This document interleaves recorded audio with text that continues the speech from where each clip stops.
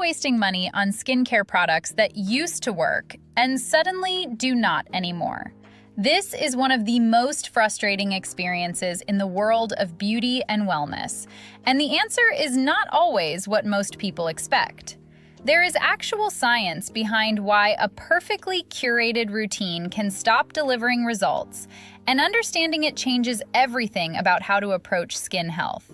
Here is what is actually happening and what the research and dermatologists are pointing to right now.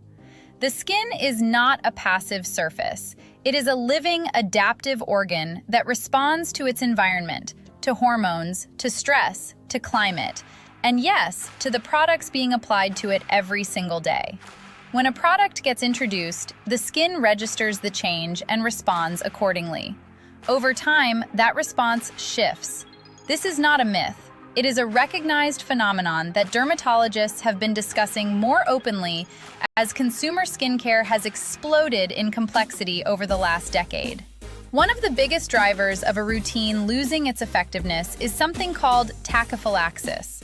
This is a concept borrowed from pharmacology, and it refers to the body's tendency to develop a reduced response to a substance after repeated exposure.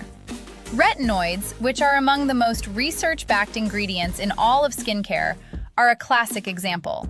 When someone first starts using a retinol or a prescription tretinoin, the skin responds visibly. Texture improves, tone evens out, cell turnover accelerates.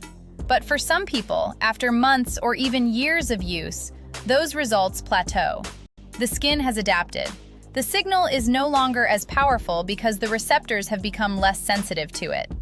This does not mean the product is broken or fake. It means the skin has recalibrated around it. Seasonal changes are another massive and underappreciated factor. The same routine that works brilliantly through a cold, dry winter will often fail dramatically when summer humidity arrives. Heavier moisturizers that prevented dryness in January can cause congestion and breakouts in July. A hydrating serum that provided a healthy glow in autumn might contribute to excess oiliness and poor visibility when temperatures rise. The skin's oil production, water loss rates, and barrier function shift with the seasons, and a routine that does not shift with them will fall out of alignment. Dermatologists consistently flag this as one of the most overlooked reasons people experience sudden breakouts or dullness, despite doing everything, quote, right. The products have not changed. The environment has. Then there is the issue of product overload, which has reached a genuinely new level of concern given the current skincare landscape. Walk through any beauty retailer or scroll through trending content, and the message is clear: more is better. Layer a vitamin C serum under a niacinamide formula while using a BHA toner, and then follow it up with a peptide moisturizer and finish with a barrier cream. Every individual product might be well formulated and evidence-backed. Together, they can create a chemistry problem on the skin. Certain active ingredients compete with each other, cancel each other out, or create friction that triggers irritation and inflammation. A compromised skin barrier does not absorb products efficiently. It becomes reactive. And a reactive barrier actually blocks the penetration of the very ingredients meant to improve it. The more products are piled on, the harder it becomes to understand what is working and what is not. There is also a major hormonal dimension that rarely gets discussed in mainstream skincare conversations. Hormonal fluctuations across the monthly cycle, as well as longer-term hormonal shifts related to age, stress levels, sleep quality, and overall health, directly influence how the skin behaves and how it responds to topical treatments. Something that kept skin clear and balanced for years can suddenly feel ineffective during a period of elevated cortisol, hormonal transition, or major lifestyle disruption. The product is the same. The internal environment is not. Stress, in particular, has risen as a documented skin disruptor. Research consistently links elevated stress hormones to increased sebum production, degraded skin barrier function, and heightened inflammatory responses. If someone's routine stopped working around a period of major life change, that connection might not be a coincidence.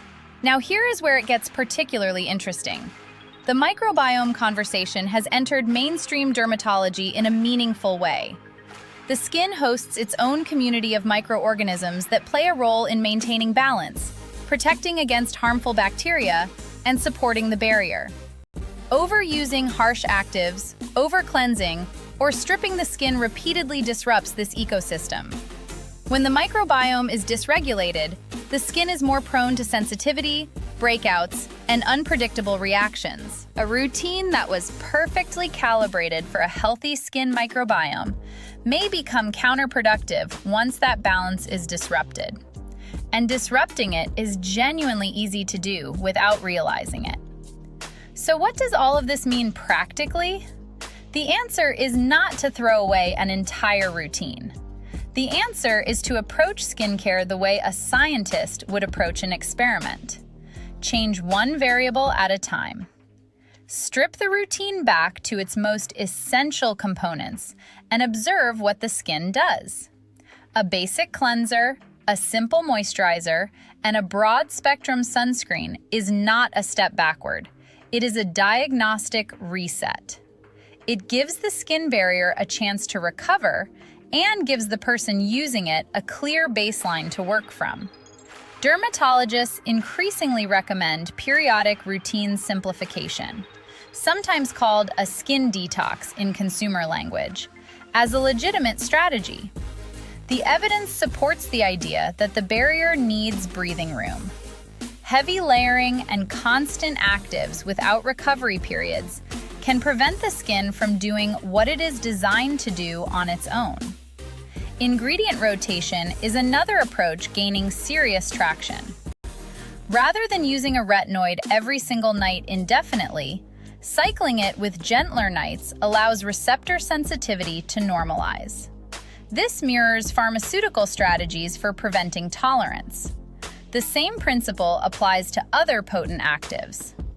And professional consultation is being recommended earlier in the process than ever before.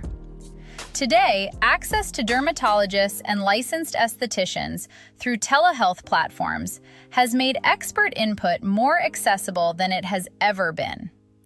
A professional can identify whether a routine is causing barrier damage, whether hormonal factors are at play, or whether the products being used are actually appropriate for a specific skin type.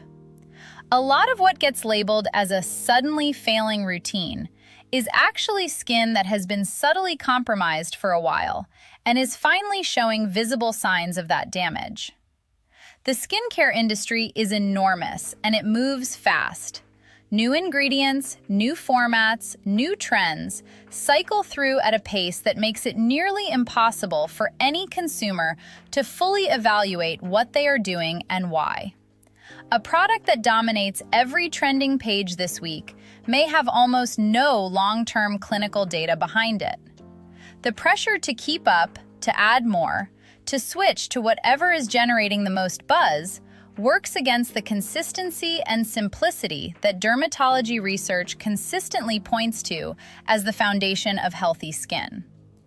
Barrier integrity, sun protection, and basic hydration are not glamorous talking points. They do not generate clicks the way an exotic new ingredient does. But they are what the evidence keeps circling back to. The routine is not failing because of bad luck. It is failing because skin is dynamic.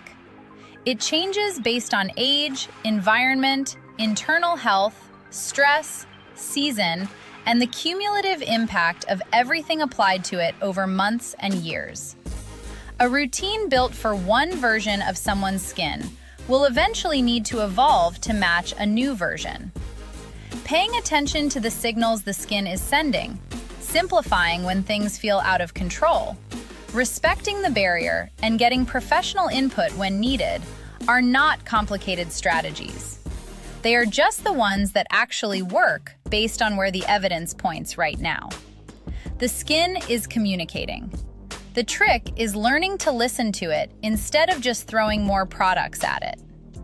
Subscribe if you want the truth about skincare, beauty devices, and the treatments behind confident skin.